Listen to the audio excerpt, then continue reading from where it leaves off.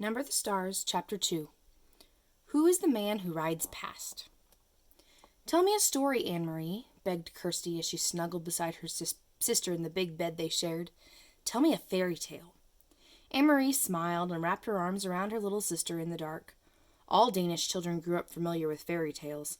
Hans Christian Andersen, the most famous of the tale-tellers, had been Danish himself. Do you want the one about the little mermaid? That one had always been Anne-Marie's own favorite. But Kirsty said no. Tell one that starts with a king and a queen, and they have a beautiful daughter. All right. Once upon a time there was a king, Anne-Marie began. And a queen, whispered Kirsty. Don't forget the queen. And a queen. They lived together in a wonderful palace, and was the palace named Amalienborg? Kirsty asked sleepily. Shh, don't keep interrupting, or I'll never finish the story. No, it wasn't Amalienborg. It was a pretend place. Anne-Marie talked on, making up a story of a king and a queen, and their beautiful daughter, Princess Kirsten. She sprinkled her tale with formal balls, fabulous gold-trimmed gowns, and feasts of pink-frosted cupcakes, until Kirsty's deep, even breathing told her that her sister was sound asleep. She stopped, waited for a moment, half expecting Kirsty to murmur, "Then what happened?" But Kirsty was still. Anne-Marie's thoughts turned to the real king, Christian X, and the real palace, Amalienborg, where he lived in the center of Copenhagen. How the people of Denmark loved King Christian. He was not like fairy tale kings who seemed to stand on balconies giving orders to subjects, or who sat on golden thrones demanding to be entertained and looking for suitable husbands for their daughters. King Christian was a real human being, a man with a serious, kind face. She had seen him often when she was younger. Each morning he had come from the palace on his horse Jubilee and ridden alone through the streets of Copenhagen, greeting his people. Sometimes when Anne-Marie was a little girl, her older sister Lise had taken her to stand on the sidewalk so that she could wave to King Christian. Sometimes he had waved back to the two of them and smiled. Now you are special forever, Lise had told her once, because you have been greeted by a king. Anne-Marie turned her head on the pillow and stared through the partly opened curtains of the window into the dim September night. Thinking of Lise, her solemn, lovely sister, always made her sad. So she turned her thoughts again to the king, who was still alive, as Lise was not.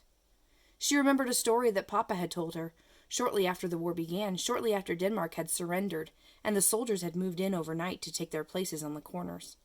One evening, Papa had told her that earlier he was on an errand near his office, standing on the corner waiting to cross the street, when King Christian came by on his morning ride.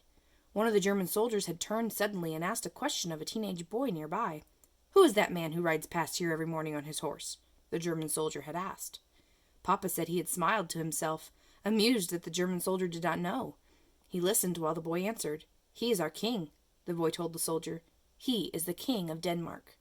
"Where is his bodyguard?" the soldier had asked. And do you know what the boy said?" Papa had asked Anne-Marie. She was sitting on his lap. She was little then, only 7 years old. She shook her head, waiting to hear the answer. The boy looked right at the soldier, and he said, "All of Denmark is his bodyguard." Anne-Marie had shivered. It sounded like a very brave answer. "It is true? Is it true, Papa?" she asked. "What the boy said?" Papa thought for a moment. He always considered questions very carefully before he answered them. "Yes," he said at last, "it is true. Any Danish citizen would die for King Christian, to protect him." "You too, Papa?" "Yes." "And Mama?" "Mama too." Anne-Marie shivered again. "Then I would too, Papa, if I had to." They sat silently for a moment. From across the room, Mama watched them, Anne-Marie and Papa, and she smiled. Mama had been crocheting that evening 3 years ago, the lacy edging of a pillowcase, part of Lisa's trousseau. Her fingers moved rapidly, turning the thin white thread into an intricate narrow border. Lise was a grown-up girl of 18 then, about to be married to Peter Nielsen. When Lise and Peter married, Mama said Anne-Marie and Kirsty would have a brother for the very first time. "Papa," Anne-Marie had said finally into the silence, "sometimes I wonder why the king wasn't able to protect us. Why didn't he fight the Nazis so that they wouldn't come into Denmark with their guns?" Papa sighed. "We are such a tiny country," he said, "and they are such an enormous enemy. Our king was wise. He knew how few soldiers Denmark had. He knew that many, many Danish people would die if we fought." "In Norway they fought," Anne-Marie pointed out. Papa nodded. "They fought very fiercely in Norway. They had those huge mountains for the Norwegian soldiers to hide in. Even so, Norway was crushed." In her mind, Anne-Marie had pictured Norway as she remembered it from the map at school, up above Denmark. Norway was pink on the school map. She imagined the pink strip of Norway crushed by a fist. Are there German soldiers in Norway now, the same as here? Yes, Papa said. In Holland, too, Mama added from across the room, and Belgium and France. But not in Sweden, Anne-Marie announced, proud that she knew so much about the world. Sweden was blue on the map, and she had seen Sweden, even though she had never been there. Standing behind Uncle Henrik's house north of Copenhagen, she had looked across the water, the part of the North Sea that was called the Kattegat, and to the land on the other side. That is Sweden you are seeing, Uncle Henrik had told her. You are looking across to another country. That's true, Papa had said. Sweden is still free. And now, 3 years later, it was still true. But much else had changed. King Christian was getting old, and he had been badly injured last year in a fall from his horse, faithful old Jubilee, who had carried him around Copenhagen so many mornings. For days they thought he would die, and all of Denmark had mourned. But he hadn't. King Christian X was still alive. It was Lise who was not. It was her tall, beautiful sister who had died in an accident 2 weeks before her wedding. In the blue carved trunk in the corner of this bedroom, Anne-Marie could see its shape even in the dark, were folded Lisa's pillowcases with their crocheted edges, her wedding dress with its hand-embroidered neckline, unworn, and the yellow dress that she had worn and danced in, with its full skirt flying, at the party celebrating her engagement to Peter. Mama and Papa never spoke of Lise. They never opened the trunk. But Anne-Marie did, from time to time, when she was alone in the apartment. Alone, she touched Lisa's things gently, remembering her quiet, soft-spoken sister, who had looked forward so to marriage and children of her own. Red-headed Peter, her sister's fiancé, had not married anyone in the years since Lisa's death. He had changed a great deal. Once he had been like a fun-loving older brother to Anne-Marie and Kirsty, teasing and tickling, always a source of foolishness and pranks. Now he still stopped by the apartment often, and his greetings to the girls were warm and smiling, but he was usually in a hurry, talking quickly to Mama and Papa about things Anne-Marie didn't understand. He no longer sang the nonsense songs that had once made Anne-Marie and Kirsty shriek with laughter, and he never lingered any more. Papa had changed too. He seemed much older and very tired, defeated. The whole world had changed. Only the fairy tales remained the same. And they lived happily ever after, Anne-Marie recited, whispering into the dark, completing the tale for her sister, who slept beside her, one thumb in her mouth. Chapter 3. Where is Mrs. Hirsch? The days of September passed, one after the other, much the same. Anne-Marie and Ellen walked to school together and home again, always now taking the longer way, avoiding the tall soldier and his partner. Kirsty dawdled just behind them or scampered ahead, never out of their sight. The two mothers still had their coffee together in the afternoons. They began to knit mittens as the days grew slightly shorter and the first leaves began to fall from the trees, because another winter was coming.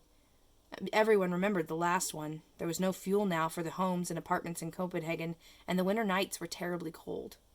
Like the other families in their building, the Johansons had opened the old chimney and installed a little stove to use for heat when they could find coal to burn. Mama used it too sometimes for cooking, because electricity was rationed now. At night they used candles for light. Sometimes Ellen's father, a teacher, complained in frustration because he couldn't see in the dim light to correct his students' papers. "Soon we will have to add another blanket to your bed," Mama said one morning, as she and Anne-Marie tidied the bedroom. "Kirsty and I are lucky to have each other for warmth in the winter," Anne-Marie said. "Poor Ellen to have no sisters." "She will have to snuggle in with her Mama and Papa when it gets cold," Mama said, smiling. "I remember when Kirsty slept between you and Papa.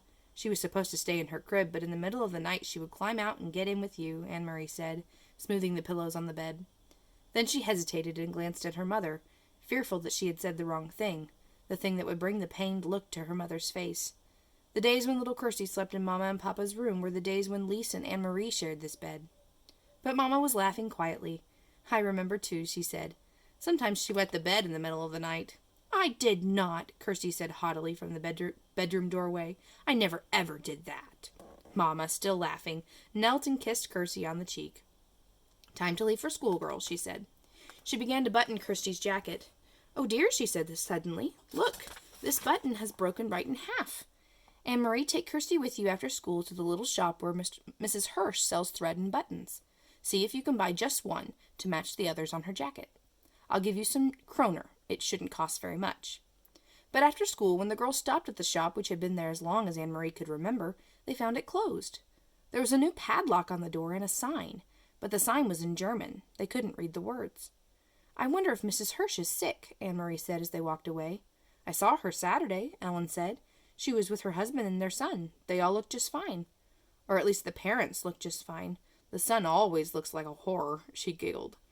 Anne-Marie made a face. The Hirsch family lived in the neighborhood, so they had seen the boy Samuel often. He was a tall teenager with thick glasses, stooped shoulders, and unruly hair. He rode a bicycle to school, leaning forward and squinting, wrinkling his nose to nudge his glasses into place. His bicycle had wooden wheels, now that rubber tires weren't available, and it creaked and clattered on the street. "I think the Hirsches all went on vacation to the seashore," Kirsty announced. "And I suppose they took a big basket of pink frosted cupcakes with them," Anne-Marie said sarcastically to her sister. "Yes, I suppose they did," Kirsty replied. Anne-Marie and Ellen exchanged looks that meant Kirsty is so dumb. No one in Copenhagen had taken a vacation at the seashore since the war began. There were no pink frosted cupcakes. There hadn't been for months. Still, Anne-Marie thought, looking back at the shop before they turned the corner, where was Mrs. Hirsch? The Hirsch family had gone somewhere. Why else would they close the shop? Mama was troubled when she heard the news. "Are you sure?" she asked several times. "We can find another button someplace," Anne-Marie reassured her. "Or we can take one from the bottom of the jacket and move it up. It won't show very much." But it didn't seem to be the jacket that worried Mama. "Are you sure the sign was in German?" she said. "Maybe you didn't look carefully." "Mama, it had a swastika on it." Her mother turned away with a distracted look. "Anne-Marie, watch your sister for a few moments and begin to peel the potatoes for dinner. I'll be right back." "Where are you going?" Anne-Marie asked as her mother started for the door. "I want to talk to Mrs. Rosen." Puzzled, Anne-Marie watched her mother leave the apartment. She went to the kitchen and opened the door to the cupboard where the potatoes were kept. Every night now, it seemed, they had potatoes for dinner, and very little else. Anne-Marie was almost asleep when there was a light knock on the bedroom door. Candlelight appeared as the door opened, and her mother stepped in. "Are you asleep, Anne-Marie?" "No, why? Is something wrong?" "Nothing's wrong, but I'd like you to get up and come out here in the living room. Peter's here. Papa and I want to talk to you." Anne-Marie jumped out of bed, and Kirsty grunted in her sleep. "Peter!" She hadn't seen him in a long time. There was something frightening about his being here at night. Copenhagen had a curfew, and no citizens were allowed out after 8 o'clock. It was very dangerous, she knew, for Peter to visit at this time, but she was delighted that he was here. Though his visits were always hurried, they almost seemed secret somehow, in a way she couldn't quite put her finger on. Still, it was a treat to see Peter. It brought back memories of happier times, and her parents loved Peter too. They said he was like a son. Barefoot, she ran to the living room and into Peter's arms. He grinned, kissed her cheek, and ruffled her long hair. "You've grown taller since I saw you last," he told her. "You're all legs." Anne-Marie laughed. "I won the girls' foot race last Friday at school," she told him proudly. "Where have you been? We've missed you." "My work takes me all over," Peter explained. "Look, I brought you something. One for Kirsty too." He reached into his pocket and handed her 2 seashells. Anne-Marie put the smaller one on the table to save it for her sister. She held the other in her hands, turning it in the light, looking at the rigid, pearly surface. It was so like Peter, to bring just the right gift. "For your Mama and Papa, I brought something more practical. 2 bottles of beer." Mama and Papa smiled and raised their glasses. Papa took a sip and wiped the foam from his upper lip. Then his face became more serious. "Anne-Marie," he said, "Peter tells us that the Germans have issued orders closing many stores run by Jews." "Jews?" Anne-Marie repeated. "Is Mrs. Hirsch Jewish? Is that why the button shop is closed? Why have they done that?" Peter leaned forward. "It is their way of tormenting. For some reason, they want to torment Jewish people. It has happened in the other countries. They have taken their time here, have let us relax a little, but now it seems to be starting." "But why the button shop? What harm is a button shop? Mrs. Hirsch is such a nice lady. Even Samuel, he's a dope, but he would never harm anyone. How could he? He can't even see with his thick glasses." Then Anne-Marie thought of something else. "If they can't sell their buttons, how will they earn a living?" "Friends will take care of them," Mama said gently. "That's what friends do." Anne-Marie nodded. Mama was right, of course. Friends and neighbors would go to the home of the Hirsch family. They would take them fish and potatoes and bread and herbs for making tea. Maybe Peter would even take them a beer. They would be comfortable until their shop was allowed to open again. Then suddenly she sat upright, her eyes wide. "Mama," she said, "Papa, the Rosens are Jewish too." Her parents nodded, their faces serious and drawn. I talked to Sophie Rosen this afternoon after you told me about the button shop," Mama said. "She knows what is happening, but she doesn't think that it will affect them." Anne-Marie thought and understood. She relaxed. Mr. Rosen doesn't have a shop. He's a teacher. They can't close a whole school. She looked at Peter with a question in her eyes. "Can they?" "I think the Rosens will be all right," he said. "But you keep an eye on your friend Ellen, and stay away from the soldiers. Your mother told me about what happened on Oster Brigade." Anne-Marie shrugged. She had almost forgotten the incident. It was nothing. They were only bored and looking for someone to talk to, I think. She turned to her father. "Papa, do you remember what you heard the boy say to the soldier, that all of Denmark would be the king's bodyguard?" Her father smiled. "I have never forgotten it," he said. "Well," Anne-Marie said slowly, "now I think that all of Denmark must be bodyguard for the Jews as well." "So we shall be," Papa replied. Peter stood. "I must go," he said. "And you, Longlegs, it is way past your bedtime now." He hugged Anne-Marie again. Later, once more in her bed, beside the warm cocoon of her sister, Anne-Marie remembered how her father had said 3 years before that he would die to protect the king, that her mother would too, and Anne-Marie, 7 years old, had announced proudly that she would also. Now she was 10, with long legs and no more silly dreams of pink frosted cupcakes, and now she and all the Danes were to be the bodyguard for Ellen, and Ellen's parents, and all of Denmark's Jews. Would she die to protect them? Truly? Anne-Marie was honest enough to admit there in the darkness to herself that she wasn't sure. For a moment she felt frightened, but she pulled the blanket up higher around her neck and relaxed. It was all imaginary anyway, not real. It was only in the fairy tales that people were called upon to be so brave, to die for one another, not in real-life Denmark. Oh, there were the soldiers, that was true, and the courageous resistance leaders, who sometimes lost their lives, that was true too. But ordinary people like the Rosens and the Johansons? Anne-Marie admitted to herself, snuggling there in the quiet dark, that she was glad to be an ordinary person, who would never be called upon for courage.